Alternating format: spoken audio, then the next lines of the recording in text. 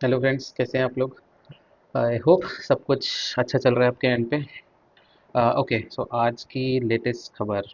Chat GPT को भूल जाओ, जेमिनाई को भूल जाओ, क्लॉड को भी भूल सकते हो अभी के लिए, ठीक है। जो सिलिकॉन वैली पूरे एआई रेस के पीछे पड़ी थी ना कि कौन सा मॉडल कितना अच्छा लिखता है, कौन सा मॉडल कितना अच्छा इमेज बना रहा है, कौन सा मॉडल कितना अच्छा कोड लिख रहा है, राइट। ये सब चीज़ों से हट के अब एआई एक रेवोल्यूशन अलग होने वाला है। अगर आप लोग को नहीं पता है अभी तक, तो उसी के लिए ये वीडियो है। बेसिकली जेफ बेजोस ने, अमेज़न का जो ओनर है, उसने एक सीक्रेट कंपनी लॉन्च कर दी है। उसका नाम है प्रोमीथियस। प्रोमीथियस क्या करने वाला है? आर्टिफिशियल जनरल इंजीनियर बनाने वाला है। अब ये क्या होता है भाई? आर्टिफिशियल जनरल इंजीनियर इन अ वे, वो इंजीनियर जो एआई से बना हुआ है, फॉर एग्जांपल रोबोट को बोल सकते हैं, वो मैन्युफैक्चरिंग डोमेन में घुसेगा। अब मैन्युफैक्चरिंग डोमेन में घुस के वो जेट इंजिन्स बनाएगा, वो फार्मास्यूटिकल कंपनीज में चला जाएगा, राइट। मतलब चला नहीं जाएगा लिटरली, लेकिन बहुत सारा मैन्युफैक्चरिंग कर लेगा, ठीक है। दवाइयों की, जेट इंजिन्स की, रॉकेट्स की, स्पेस शटल्स की, बहुत अनलिमिटेड स्कोप है इसका, ठीक है। 10 से 12 बिलियन का फंडिंग हुआ है सीरीज बी में अभी। आई थिंक ब्लैक रॉक है, जेपी मॉर्गन है, जेफ बेजोस बेजोस ने खुद भी फंडिंग की है, विक बजाज एक बंदा है, राइट। इन सब की फंडिंग आई है। 48 मिलियन पे इसकी फंडिंग पहुंच गई है, शायद 41 मिलियन पे, सॉरी, सीरीज बी राउंड में, ठीक है। अब आप समझो इस बात को, ये है क्या एग्जैक्टली। चैटबॉट की डेथ हो गई है फॉर एग्जांपल, ठीक है। जो अभी तक हम लोग इतना एआई से टेक्स्ट जनरेट कर रहे थे, इमेजेस जनरेट कर रहे थे, मेरी इमेज ठीक कर दो, मेरा मुंह सही से नहीं क्रिएट किया है तुमने तुमने मेरा चेहरा ही बदल दिया, उसको 10-50 फॉन्ट पे ठीक कर करके लोग एआई से बना रहे थे, मेरा बैकग्राउंड चेंज कर दो, मुझे यहाँ पहुँचा दो, वहाँ पहुँचा दो, राइट, ऑल दोज थिंग्स।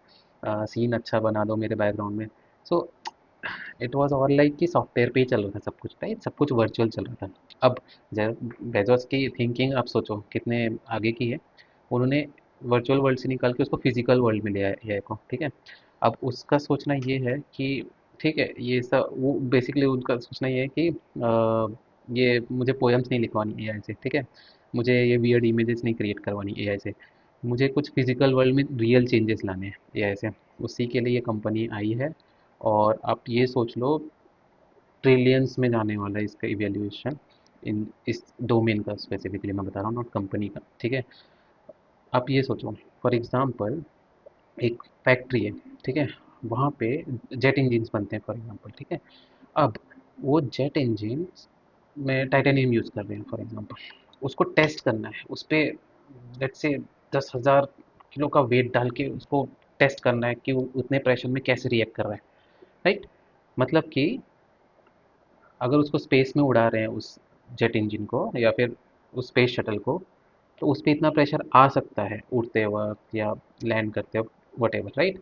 या एस्ट्रॉइड उस पर गिर जा रहे हैं, जो भी है, वो कितनी क्षमता उसकी हो सकती है वो यहीं पे बैठे बैठे टेस्ट कर लेगा उसी फैक्ट्री में, राइट। आई थिंक उसकी एक कंपनी है, उसका नाम है ब्लू ओरिजिन, आई गेस। हाँ, आई गेस, ठीक है।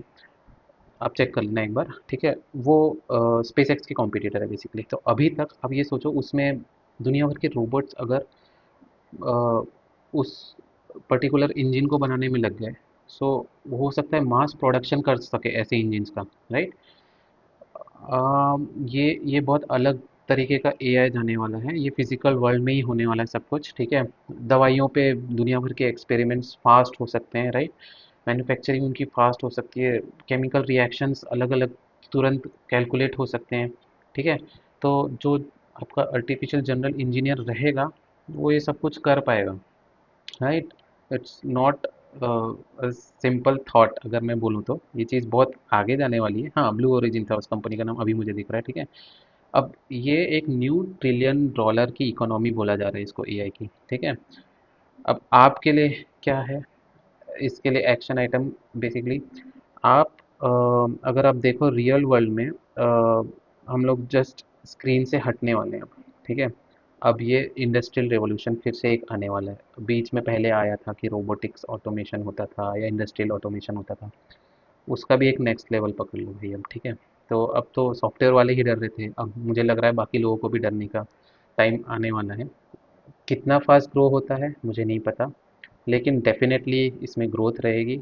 इसमें बहुत अपॉर्चुनिटीज़ आने वाली हैं। इसमें आई थिंक इलेक्ट्रॉनिक्स भी आ जाएगा, right?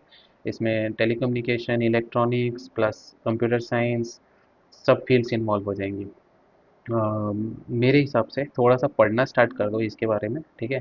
I think it is one of the very nicest thing to have in future.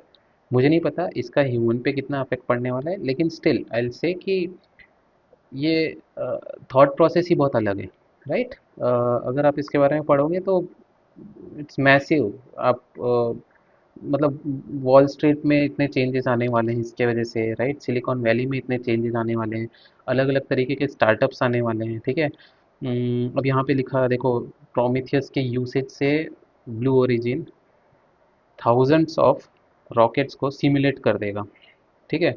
और एक अलग ही डिजिटल ट्विन टाइप का एनवायरनमेंट क्रिएट कर देगा जहाँ पे वो एक एक सिंगल मेटल के पीस को कास्ट करके चेक कर सकता है उसका कि कैसा वो रिएक्ट करेगा अलग अलग सिचुएशंस में, और उसकी ऑप्टिमम कैपेसिटी कितनी रहेगी, प्लस उसकी कॉस्टिंग कितनी आएगी।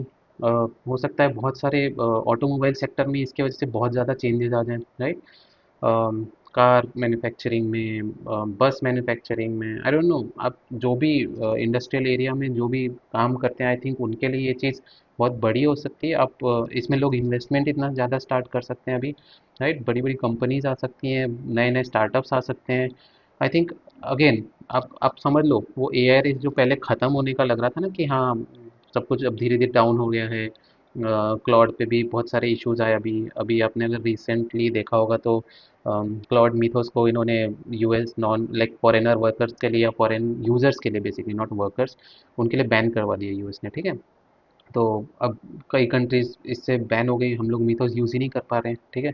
अ, उसका आप देख रहे हो साइड इफेक्ट कितना हो सकता है। क्लाउड की इमेज भी एक तरीके से ख़राब हो गई इन अ वे कि वो सिक्योरिटी कंस्ट्रेंट है, जबकि क्लाउड ने उसको जस्टिफाई भी किया है, लेकिन स्टिल एक तरीके की डिपेंडेंसी हर कोई हटाना चाहेगा। फॉर एग्जांपल इंडिया में अभी सर्वम ए आई आया हुआ है, ठीक है? आप उसके बारे में पढ़ सकते हो। सर्वम ए आई खुद का बना रहा है, राइट? सो अभी एट प्रेजेंट अभी इंडिया का पहला ए आई टूल तो वही बोला जाएगा जो पॉपुलर हुआ है काफ़ी, ठीक है? बाकी जेमिनाई हो गया, गूगल की तरफ से हो गया, एप्पल की तरफ से, अब एप्पल इंटेलिजेंस भी आने वाला है। एप्पल एक अलग एनवायरनमेंट क्रिएट कर रहा है। मे बी नेक्स्ट वीडियो अगर हो सका तो मैं उस पर डालूंगा आगे, या फिर कोई और अच्छा टॉपिक मिल गया तो मैं उसको कवर करने की कोशिश करूँगा, ठीक है? सो मेरा मेन पॉइंट ये है कि अब अपनी सोच को लिमिटेड मत रखो बेसिकली। बहुत ज़्यादा एडवांस होते जा रही हैं चीज़ें। पढ़ो नई नई चीज़ें के बारे में, ठीक है?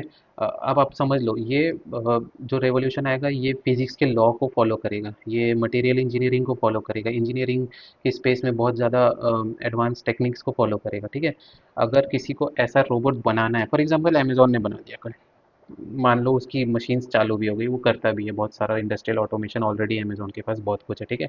आपने वो वीडियोस देखे होंगे, कन्वेयर बेल्ट पे पूरे बॉक्सेस जा रहे हैं, सेग्रीगेट हो रहे हैं, पैकिंग हो रही है, आइटम्स उसमें फिल हो रहे हैं, right? All those things you must have already seen, right? लेकिन अ, मान लो उनका काम स्टार्ट है, वो और एडवांस लेवल पे जाते जा रहे हैं, उनको रॉकेट बनाना है, स्पेसशिप बनाना है, वो चांद पे भी जाके रह गए, ठीक है? सेट हो गया है उनका, वहाँ पे भी मैन्युफैक्चरिंग स्टार्ट हो गया। अभी दूर लग रहा है लेकिन हो सकता है हो जाए सच में हमारी आंखों के सामने, ठीक है? स्टिल दूसरी कंपनीज आएंगी, दूसरे स्टार्टअप्स आएंगे, इतने सारे जॉब्स आएंगे, इतना सारा हाई पे हो सकता है उसमें, राइट? तो आप ये मत सोचो कि जो आप पढ़ रहे हो, फॉर स्टूडेंट्स स्पेशली, राइट? जो भी आप पढ़ रहे हो, फिजिक्स पढ़ रहे हो, केमिस्ट्री पढ़ रहे हो, इसका बहुत ज़्यादा स्कोप है। नासा है, इसरो है, ये सब कितना इन्वॉल्व होंगी इन सारी कंपनीज के साथ, स्टार्टअप्स के साथ। अभी भी होती हैं बहुत सारे स्टार्टअप्स ऐसे होते हैं जो हमको पता ही नहीं रहते हैं। इनफैक्ट कई वर्कर्स अलग अलग इंडिपेंडेंटली काम करते हैं, और कई स्टार्टअप्स इन्वॉल्व रहते हैं इन सब बड़ी बड़ी ऑर्गेनाइजेशंस के साथ, उनके नाम ही नहीं पता रहते हैं हम लोग को। कई कंपनीज पब्लिक ही नहीं होती हैं, उनके नाम ही नहीं पता चलते हैं। आप पब्लिक कंपनीज की लिस्ट निकालने जाओ, इतनी सारी कंपनीज रहती हैं, हम लोग को नहीं पता रहते हैं उनके नाम, राइट? तो सिमिलरली बहुत सारी छोटी मोटी कंपनीज हैं जो पब्लिक नहीं भी हुई हैं, प्राइवेटली हेल्ड हैं, खुद की बूटस्ट्रैप्ड हैं। बूटस्ट्रैप मीन्स शार्क टैंक देखो, बूटस्ट्रैप यानी खुद का मनी इन्वॉल्व करके बेसिकली बिजनेस को ग्रो करना, राइट? तो ये सब बहुत ज़्यादा इकोनॉमी को आगे बढ़ाने वाली चीज़ें आ सकती हैं, राइट। आप थोड़ा सा स्टूडेंट्स के लिए बोल रहा हूँ, इस पे ध्यान दो, इन सब्जेक्ट्स पे, फिजिक्स पे खासकर, केमिस्ट्री पे, मैथ्स पे, सबसे इंपॉर्टेंट, राइट, पीसीएम ग्रुप सबसे इंपॉर्टेंट है। तो अगर आपको लग रहा है एआई ने सब खा गया, नो, अभी कुछ नहीं खाया, अभी बहुत सारी चेंजेस आने वाले हैं। ठीक है, मेरे पिछले वीडियो में आप देखोगे, हो सकता है कुछ लोग डर भी गए होंगे वीडियोस देख के कि यार ये क्या हो रहा है, सब कुछ खत्म हो जा रहा है, ऐसा कुछ नहीं है। ठीक है, चेंजेस हो रहे हैं, ग्रेजुअली होंगे, कुछ स्पीडली होंगे, कुछ ग्रेजुअली होंगे, लेकिन आप अपने आप को उसके लिए स्किल अप करना ज़रूरी है, राइट। कई कई चीज़ें जानो, पढ़ो, खुद बनाओ, खुद कोड करो। हाँ, कोडिंग से याद आया, वाइब कोडिंग, राइट, एक टर्म, आई थिंक एक बंदा था हेनरी करपाथी करके, ठीक है, उसने ये टर्म कॉइन किया था दिसंबर 2024 के आसपास। ठीक है, 1 से 1.5 साल लगा, अभी फेब्रुवरी 26 की बात बता रहा हूँ मैं। उसने बोल दिया वाइब कोडिंग इज़ डेड। अब डेड हो गया मतलब, जिसने बंदे ने वाइब कोडिंग टर्म निकाला था वही बोल रहा है वाइब कोडिंग डेड है, तो कहीं ना कहीं तो सीरियसली लेना पड़ेगा इस मैटर को, राइट। उसका कहने का मतलब ये था, अब वाइब कोडिंग से कुछ नहीं होने वाला, वो सब कर लिया, एजेंट्स बन गए, ठीक है। हाँ सॉरी, एजेंट्स उसके बाद आए, एजेंट्स बनाना स्टार्ट किया लोगों ने, और फिर अब जो चल रहा है वो एजेंटिक ऑर्केस्ट्रेशन का फेस चल रहा है अभी 2026 में। एजेंटिक ऑर्केस्ट्रेशन, आई थिंक मैंने पिछले वीडियो में बताया होगा, अगर नहीं तो मैं अभी बता देता हूँ। Agentic orchestration is something like कि हम मल्टीपल एजेंट्स बना रहे हैं, राइट। ऑर्केस्ट्रेशन पहले समझ लेते हैं, ऑर्केस्ट्रेशन क्या है।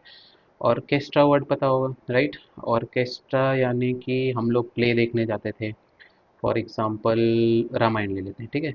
राम जी आ रहे हैं, रावण आ रहा है, सीता माता आ रही है, ठीक है, सब अलग अलग कैरेक्टर बन के आ रहे हैं और अपना अपना रोल प्ले कर रहे हैं, राइट।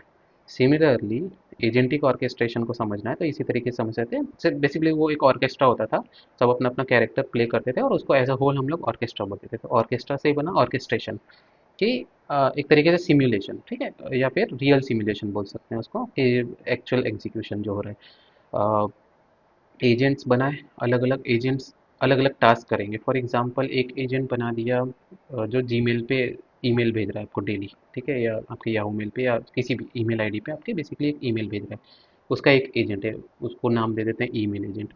दूसरा एजेंट हो सकता है जो कि अलग अलग टूल्स को इंटीग्रेट कर रहा है, ठीक है। तीसरा एजेंट हो सकता है जो कि पेमेंट हैंडल कर रहा है, राइट।